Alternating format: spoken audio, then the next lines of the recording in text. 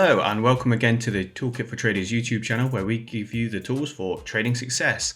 And we're back on with our 7th edition of the Code Your Own EA's MQL4 programming tutorial series. So we'll kick off with the 7th lesson. So in this lesson we're looking at orders. So we're finally getting into the part where we've put some logic into our code, we've put some logic into our EAs. We now want to figure out how can we open and close market orders or pending orders. So in this lesson we're going to go through that. How do we open orders with your code in MQL4? So in today's video we're going to be looking at opening market orders. We're going to use the OrderSend function to open an order. We're going to keep hold of our order ticket, which is a number that identifies it, and we'll look at how we close the orders. And by the end of today we will have done an EA which does open and close trades, but there will be a problem. I know this in advance, and I'm hoping that you'll spend some time trying to figure that out. We will solve it in future lessons, but for now we'll leave it in there. So quote for this lesson, this one's a bit more of a history, bit good to know your history, but it's about a bucket shop, and a bucket shop is an office with the facilities for making bets in the form of orders or options based on current exchange prices of securities or commodities, but without any actual buying or selling of the property. And that was in the New York Times in 1958. And there's a picture here of a bucket shop somewhere in the States. You can see all oldie worldy. This is the root of Forex trading, really, in the way that we understand it, contract for differences and that kind of thing. These bucket shops were betting, and they were betting on the price going up or down, and they would have to put an order in the betting shop, and when they put that order in they would get a physical ticket. If any of you have ever been to a bookie or a gambling shop or anything like that, or even had a raffle, been to a raffle, you put your money in and then you get a ticket back, which signifies identifies your bet or your raffle number.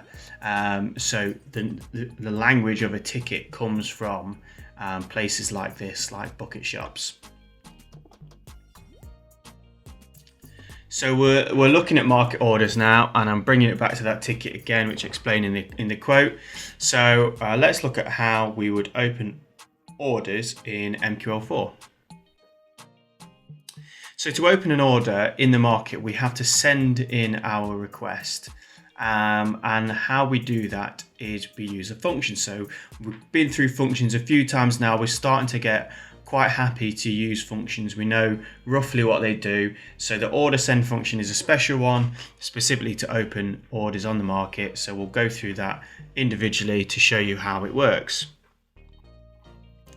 So the first thing to look at is, obviously, it's called the OrderSend. So in MQL4 you write, and you have to take note of the capital letters as well. So it's capital O for order, and then capital S for send. So OrderSend, open brackets.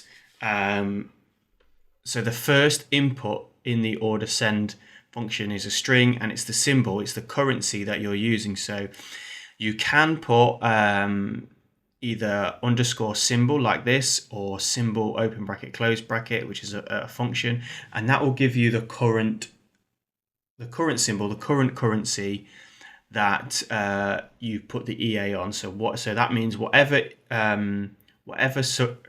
symbol you put the EA onto, I'll put that automatically into this. You can put it in manually. You could type your USD, but I wouldn't advise you do that. Generally, you will use the symbol that you put the EA onto. So you'll either use underscore symbol like this, or the symbol function like this. Both of those are the same. It doesn't really matter which one you use. The second thing you need to put into the OrderSend function is the type of order we want to do. So this is a really crucial bit. We're going to tell the terminal what kind of order we want. So do we want to open a buy or a sell? So we can put in here, when we do it, we can put in this enumeration here, as it's called, OP underscore buy, all capitals, for a buy order, and OP underscore sell. And when we do that, what that actually means is we're putting in enumerated means that will refer to a number, which in this case is 0, and for a cell it's actually 1. Now you could put in type, you could just put 0 and 1 straight in there, but it's quite unreadable. If you're reading it after a while, you've not been looking at it for a while, you might not know that 0 is a buy and 1 is a sell. So it's easier to use these enumerations. So if you just use OP_buy, and that will mean that you're going to do a buy market order. There are other types as well. Obviously, you've got your pending orders, and this is where you would tell the market if you're doing pending orders as well. So if you're using a stop order, which obviously is as price goes up in the buy case, as it reaches your pending price, you're going to take a buy and you're going to continue. You hope price is going to continue in that same direction. So you would use a buy stop order. So here OP_buy stop and OP_sell stop for a pending sell stop. These numbers equate to 2 and 3, but again, you don't really need to know that. You just need to remember that OP_ and then all of these will come down in a drop down, and you can put the type of order you want to put in. And lastly, we've got our limit orders as well. So limit orders, obviously, as price is coming down, to our pending price, we might take a buy then in the hope that price is going to turn and go the other way. So a limit order, again, it's very similar to the sell stop. You've got buy, limit, and sell limit here. So it's very, very simple to use. Just use these enumerations. You'll get very used to using these. Again, they do correspond to integer numbers, but you don't need to know those. That's just more the background of what's going on underneath. And as you can see here, it says int. So you might be a little confused why you're putting text in when it's asking for int, but these refer to integer types here. So that's why it's asking for that. The next thing you need to put in, this is quite important too, is how much money do we want to place on our trade? And this is in the unit of lots. So that varies between brokers, but on most accounts, almost all accounts, 1 is going to equal to $100,000. If a dollar account, it's going to equal 100,000, and usually the minimum is 0.01. Now that can vary depending on your broker, so you'll have to check that. But in most cases, that is what it's going to refer to. So you need to get your units right when you're coding your EA, so it's quite important. So you're going to put in a number, and this is a double, so it can have a decimal place. 1 is going to be equal to 100,000, and 0.01 is usually going to be $1,000 US. The next thing we're going to put in is the price we want to enter the market. Now, you might think, oh, well, for a market order, why do I need to enter that? I'm going straight in at market. But you do even still need to put in a price that you want to get into the market, and that's how the terminal will check for slippage. So you need to put that price in. So for buy orders, we need to use the ask price, and for sell orders, we need to use the bid price. So hopefully you're familiar with that. But if you're buying, if you are bidding, you're going to the money maker, the broker, and you're paying their asking price. So because we're always at a disadvantage, we pay the worst. So we're buying high, which is the ask price, and we're selling low, which is the bid price. So we pay what the market maker will bid to us. So for buy orders, ask, and for sell orders, bid. So we literally put ask or bid in here for market orders, and that will work, and that's fine. For pending orders though, we need to let the terminal know where we want to get into the market. So this is where you put in a specific price that you want to get in, and it must be the right number of decimal places, but we will cover that in a later lesson. The next thing we need to put in is the maximum slippage. So you can see here slippage, and this is an integer. So this is in points, which is the smallest number available on your terminal. So usually it's the 5th number after the decimal place. So the slippage is the maximum distance in points that we will allow price to slip before it pulls the entry. So it won't enter if you're beyond the maximum. It's better practice to set this to quite large and not be too picky, unless you're on a very small time frame taking a lot of trades. You might want to be picky in this case, but you've got to be careful with this, as obviously if you set it too small, you're going to miss some trades. So that's something to think about if you do set it small. Note that obviously it's an integer type, so there's no decimal places, and that's because it's in points, and it's the smallest price change on your account. So for most, and as an example, for most Euro USD, 10 points is a pip, and is something like that if you've got 5 numbers after decimal place. If you've got 4 numbers after decimal place, then 1 point is here. And obviously for yen pairs, it's either here or here. So it does vary, but generally you want to set it to something like 100, which would mean a maximum 10 pip, or 50 for a maximum of 5 pips. But you just got to remember that it's got to correspond in points. So if you're thinking in pips, you've got to convert to points. So the next thing we have to put into our function, OrderSend function, is the stop loss and take profit. So here's where you can put in the price, and remember this is price. This is not the number of pips, it's not the number of points. This is a specific price that you want to stop out of your trade or take profit of your trade. So as an example, a buy order, and you enter the market at 1.23456, and you want a 20 pip stop loss. So this would have to be entered as 1.23256, which is 20 pips away from that price there. So you can see here we're taking away 20 pips here, and that's giving us the final number of 1.23256. So you're going to have to do this calculation if you want to say do a 20 pip stop. You're going to have to do this calculation away from the current price. Very easy to do. This is what code is for, but it's just worth to remember that these two are doubles, and they want the price. They don't want the number of points or the number of pips.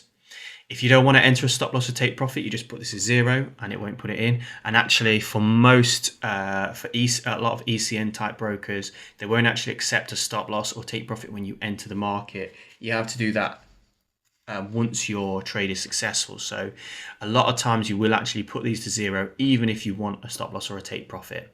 So we'll cover how to do that for ECN brokers later on.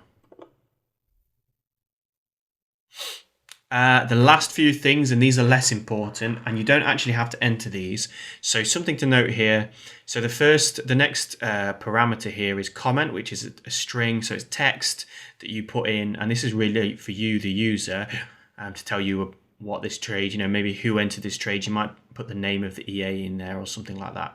Now, you can see here on this one, and this is the description from the MQL4 documentation, it says comment, and it's got an equal sign, it's null. And what that means when it's got an equal and a null sign is if you don't put any value in here, if you just ended your function here with a closed bracket, the default value here will be null, and so there'll be no comment. Again, with it magic number, we will have nothing. The default value is 0, so we won't have anything for there. For the expiration, we will have nothing. It will just never end. And for the color of the arrow, again, that's not going to have a color. So you can see their default. So to go through these individually, we've covered the comment. The magic number is really important. You don't have to put a value in, but I recommend you do. Simple way to do this, to think of a number, is just to put the date that you started on this EA, chuck that in there, because all you need is for your EA magic number to be different than any of the magic numbers for any other EAs you've got running on that terminal. If you don't do that, it becomes very difficult to differentiate between which orders came from which expert advisor. So do a number for there, make it unique to that EA that you're coding, is recommended. Next, we've got date time and an expiration. So this is an expiration in date time. We didn't cover the date time in the variables. It's another type of variable like double or int, but it's for time. It's not used that often, and because we're doing market orders, I'm not expecting to use it today, so we'll not cover that just now, but that's there. If you wanted to say for a pending order, you could set your expiration here. And you've also got the color of the arrow. Color is another type, is like int or double, that we didn't cover, but it's fairly self-explanatory here, and you can use different pre-built colors in there. Now the default obviously is to have none. So, you can get away with this with not putting any of these in here. But I recommend you at least put in the comment and then the magic number, because you need the magic number certainly to differentiate on your terminal. So, and right at the start, and I deliberately left this to the end, some of you eagle-eyed may have noticed that in the function in the documentation, it's got int, and that means that this function will return an integer. And what this integer is the ticket number. It's the golden ticket number, and you can see on this ticket down here we've got 58612. It's very, very similar here for your market orders. When you send an order to the market, if it is successful, you will get your ticket number back, and we want to retain that ticket number so we can use it to do things with our order later down the line and maybe to close it. So it's really important that we keep hold of that ticket number, because that's how we get back to our order if we need to. So we're going to go over to the meta editor now, and we're going to bring in this OrderSend function and use it to make our EA take some trades. So we're back on our meta editor. We've got our lesson 6 here, and we're going to now save a new file for lesson 7, as we always do. And then we're going to start. So what we want to do in this one, and I'm just going to put a note right at the start here, just for myself, and so you know what I'm doing. So the first thing we're going to do is we're going to use the OrderSend function to open orders on the indicators signal. We then need to retain the order ticket number. And the last thing we want to do is we want to close the order on the reverse of the signal. Now, I haven't gone through the function for that yet, but I'm sure as we see it, it will be fairly self-explanatory, because it's very similar to OrderSend function. So, we can see here we're using the momentum indicator, and where we were last time on tick, we're using the momentum indicator. We're getting the value of that into this current momentum variable. We're comparing it to this threshold variable, and we've been using it to say go long or go short. But actually now what we want to do is we want to say, so we're going to say in the comment here, if the current momentum is above threshold, we're going to open a buy order and close any cells. And we want to do exact in the reverse here, so I'm just going to copy and paste that, and then change is below. Change that so that it's very clear to us what we're trying to do. So we want to open a buy order. So we could leave that comment in. We don't actually need to change that or get rid of it. It's not really doing anything. But we need to now use the OrderSend function. So I'll make a little bit of space here so you can see. And we're going to say OrderSend. And that, you can see the function there. I'm going to open bracket. And now you can see it brings up all of the variables that we saw in the on the presentation before. So as I said before, we want the current symbol. So I tend to use the underscore symbol. Don't know why, don't ask me why, but that's what I'm doing. We want the type of here. So remember, so we're going to open a buy. So that's OP underscore buy. You can see all the options come up to you there. So we can do OP buy. We then want the number of lots. So at the moment, I'm just going to open the smallest possible as 0.01. And it's a buy order. So I want the ask price. And you see that comes up pink. It's a predefined variable like this symbol one here. I'm going to set my max slippage to be, let's say 100. And I'm not going to set a stop loss. I'm not going to set a take profit. I'm going to give it a comment of, let's call it momentum momentum EA, or actually even better, let's call this MQL4 tutorial lesson 7. And the last thing is we want a magic number, so I'm going to take today's date, which is the 30th of January 2021, and so we've got that there, and then I'm going to close bracket, and you can see now we've got everything we need in there to open that order and a semicolon to finish it off. Great. And so now we just need to do exactly the same but for a sell order. So we'll go through that very quickly. I could copy and paste it and change it, but I'm just going to write it all out again, so it's really clear as you copy this yourself. So underscore symbol, so I want the current symbol, OP underscore, and that's going to bring up those, so I can choose and press return on there, and I can get the sell. I'm going to use the smallest possible volume. I want the bid price because I am selling, so I'm asking, I've given an asking price, and the market maker is then bidding to me. So there we go. Slippage, so about 100, no stop loss, no take profit. I'm going to give it MQL4 tutorial lesson 7 in between the speech marks, and magic number, which is going to be 30th of January 2021.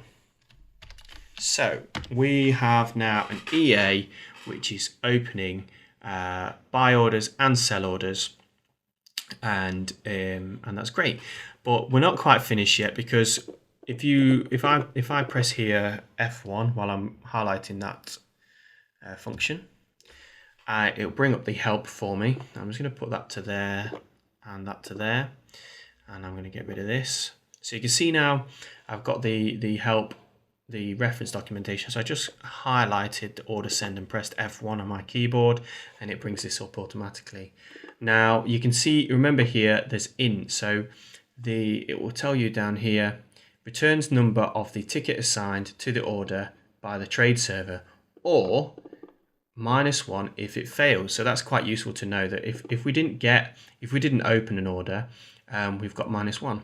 So we can use that to check for errors in our thing. But what the important thing here is, though, that it returns a ticket number. So we need to keep that ticket number, and we need to hold it somewhere. So what I suggest we do is we make a global variable. Now, a global variable is a variable that's not inside any function like onTick.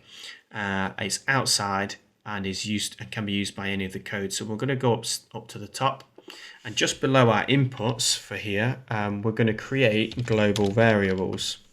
So I'm going to put a title here, and then we're going to that helps me to know where they are. And then we're going to create a variable to hold that ticket number. So it was an int type, if you remember up there. So we want to tell the terminal it's int, and then we need to give it a name. And I'm going to use the notation a small g to signify that it's a global variable. And then I'm just going to call it ticket. So it makes a lot of sense to me. And I don't need to give that any value, so I'm just going to put a semicolon after that. And at this stage, I'm just going to save it and compile it, because I want to know, have I got any errors? And you can see actually it's telling me here the return value of OrderSend should be checked. And what it's saying is, it's telling us that it's returning a value and we're not doing anything with it. So we should do something with it. And that's exactly why we've made this ticket variable. So now I can say g ticket is equal to, so now when it returns that value, it's going to put it into that variable box there. Similarly, on the sell side, we can do exactly the same, and we can put the ticket number in there. So if we now compile, we've got rid of those warnings. So they were triangles as they were warnings. So we're now holding that ticket in a global variable, and when that order goes through, we'll get the ticket number in there, which is really useful.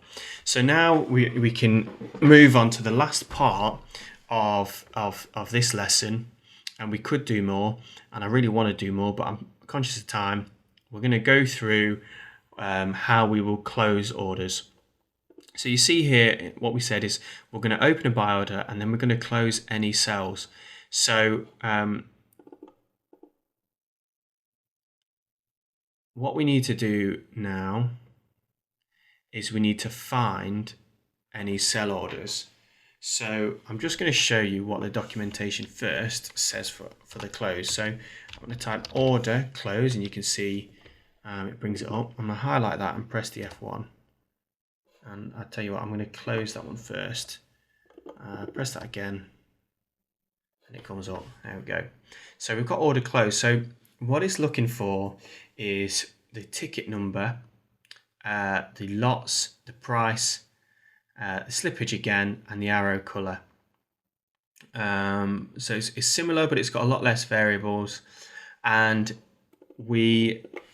so now we've got the ticket, we've got the lots because we put it in before. We've got the price, which will be the bid or the ask. We know the slippage and we know the arrow color. The challenge we've got here is we don't want to close. We've got the same ticket for the buy and the sell. So if we put order close and use that ticket number, it's going to close the order we've only just opened. So we need to do something a little differently. So for now, what we're going to do is we're going to have two variables, and I'm going to have one for the buy and I'm going to have one for the sell.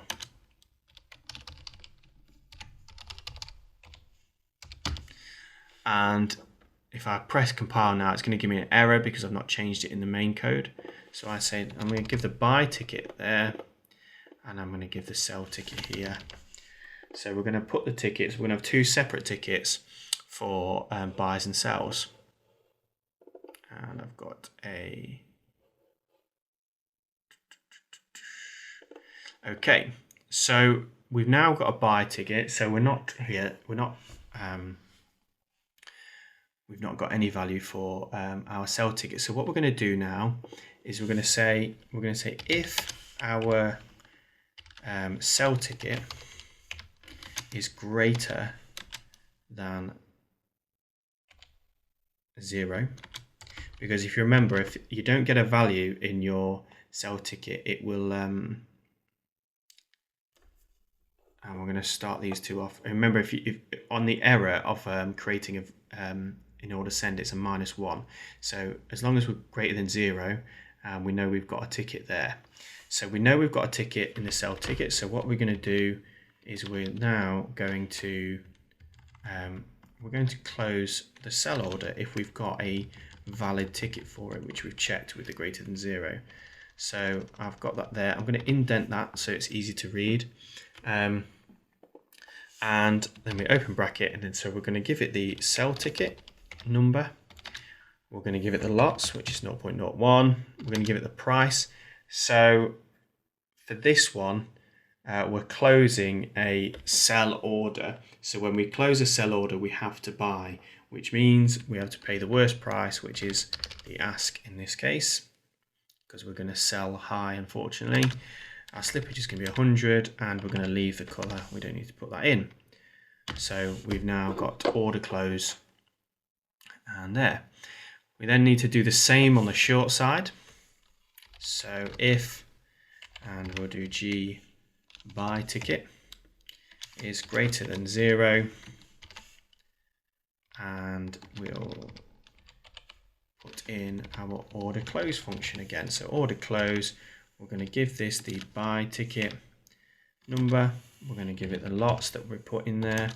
We're going to give it the price, which is the bid, because we are selling to get out of our buy position. And if we're selling, we're paying the bid price. And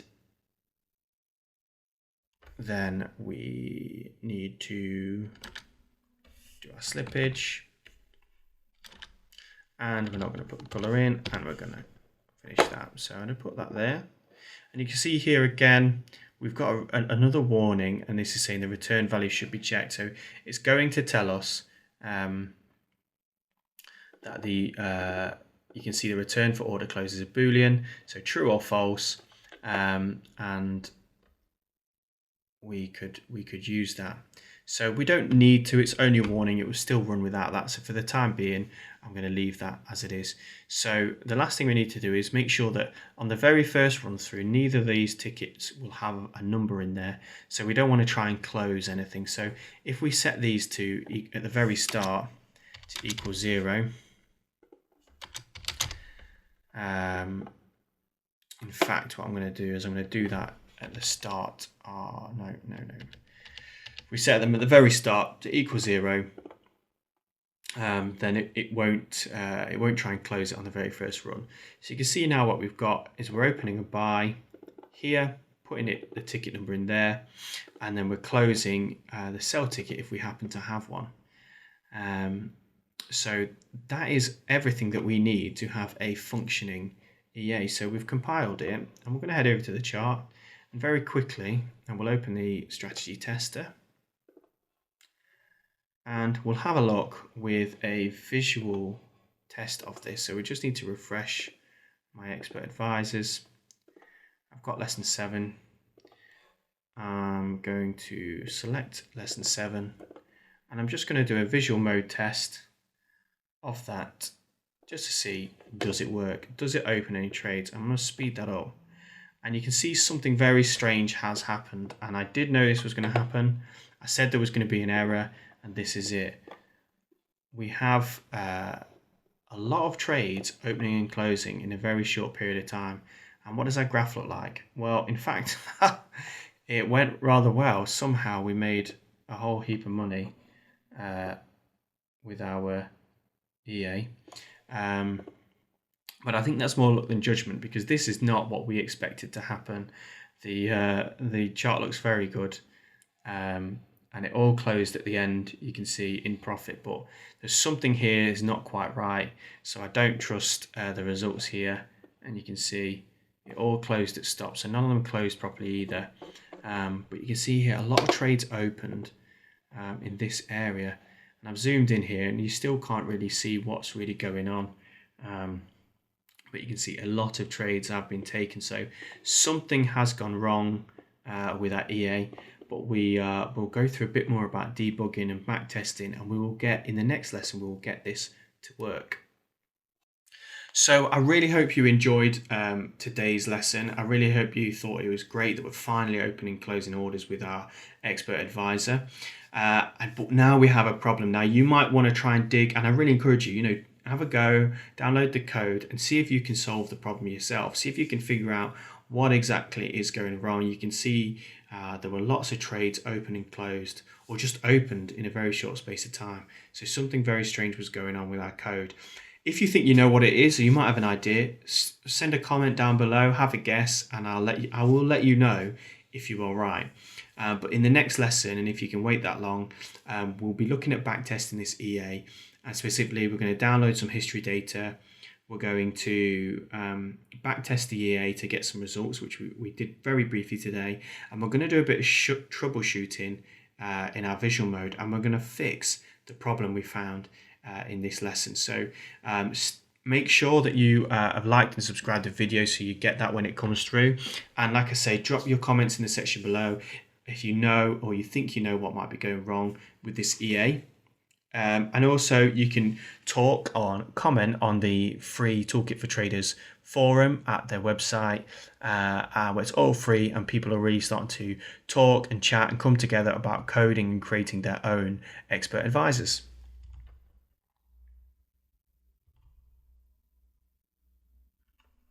So if you like this video, please give it a like, put some comments down below, and subscribe to the channel. It really encourages me to keep going, make sure I finish this course. I am enjoying it. I'm loving the positive feedback, so I love hearing from everybody. So please let me know how you feel. And that's all for today's lesson. It's been a bit of a long one. There's a lot to go through. I hope I haven't gone through it too fast for you all, but do send me a comment or whatever below, and keep well.